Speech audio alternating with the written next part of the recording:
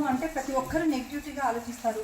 ఎందుకు అని అది దాన్ని తెలుసుకుందామని ఏ ఒక్కరు ప్రయత్నం చేయరు. ఎవరో ఒకరు వస్తారు, స్టేట్మెంట్ పాస్ చేస్తారు, సనాతన ధర్మం నిర్మూలిద్దాము అనేసి. మన వాళ్ళు ఏం చేస్తారు, ప్రతి ఒక్కరు షబాష్ అనేసి అందరూ చప్పట్లు కొడతారు. భారతదేశాన్ని ప్రతి ఒక్క దేశము చేతులెత్తి నమస్కారం చేస్తారు. హిందువులలో సామైక్యత లేదు. అదే ముస్లింలలో చూసుకున్నాం అనుకోండి, ప్రతి ఒక్కరు ఖురాన్ చూస్తారు.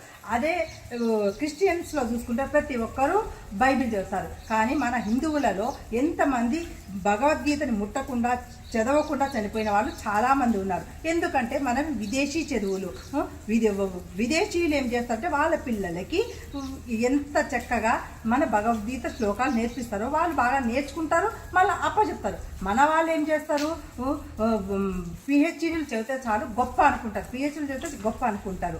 టెక్స్ట్ బుక్కులు చదువులు మనవి. టెక్స్ట్ బుక్కులు చదివి పాస్ అయితే ఆ ఉద్యోగం వచ్చిందంటే అది గవర్నమెంట్ ఉద్యోగమా ప్రైవేట్ ఉద్యోగమా, ఏ ఉద్యోగం వచ్చినా చాలు, ఉద్యోగం వస్తే చాలు. మనకు ఇంకేమొద్దు, మనకు భక్తి వద్దు, దేవుడు వద్దు, ఏమీ వద్దు. మనము ఇట్లనే ఉందాము, మన పిల్లలకి ఏమీ నేర్పియద్దు. మన పాట ఎక్కడ పెడతామంటే అక్కడ పెడతాం, ఎక్కడ చనిపోయిన చోట పెడతాము. ముందు తరాలు ఏమనుకుంటారు, ఈ పాట అనేది చనిపోయిన చోట పెట్టే పాట అనుకొని ప్రతి ఒక్కరు ఫిక్స్ అయిపోయి మనకు ఇంత మంచి జ్ఞానం ఉన్న భగవద్గీతను ముందు తరాలకు మనము అందజేయలేకపోతాము.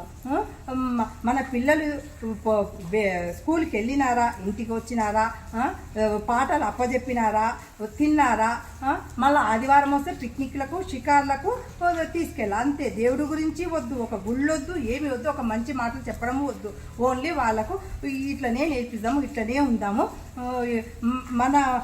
మన భగవద్గీత గురించి, మన రాముడి గురించి, మన కృష్ణుడి గురించి ఎంతమంది కమెంట్స్ చేస్తారు. వాళ్ళకు మనకు సమాధానం చెప్పాలి అంటే కూడా మన దగ్గర సమాధానం లేదు. ఎందుకంటే మనం చదువుకోలేదు, మనకు భగవద్గీత రాదు. అట్లాంటప్పుడు వాళ్ళు ఏమన్నా తిట్టినా మనం పడాలా? మనం రోషం తెచ్చుకోకూడదు. రోషం ఎందుకు తెచ్చుకోవాలండి? ఒకవేళ మన సమాధానం చెప్పాలంటే మనం అది భగవద్గీత నేర్చుకోవాలా. మనం చదవలేదు, మనం చెప్పలేదు కాబట్టి వాళ్ళు ఏమన్నా కూడా మనం పడాలా. ఏమంటారు, మొన్న ఒకరండి బైబిల్ ఫ్రంట్ పేజీలో కృష్ణుడు భగవద్గీత ఉంది, లోపల బైబిల్ ఉంది.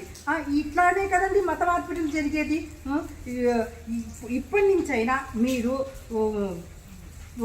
మీ దగ్గర పుస్తకం లేకపోతే భగవద్గీత కొని మీరు చదివి మీ పిల్లలకు నేర్పియండి. మన దగ్గర ఒక ఆడపిల్ల బయటికి వచ్చి మాట్లాడుతుందంటే ప్రోత్సహించే వాళ్ళు కూడా చాలా తక్కువ మంది.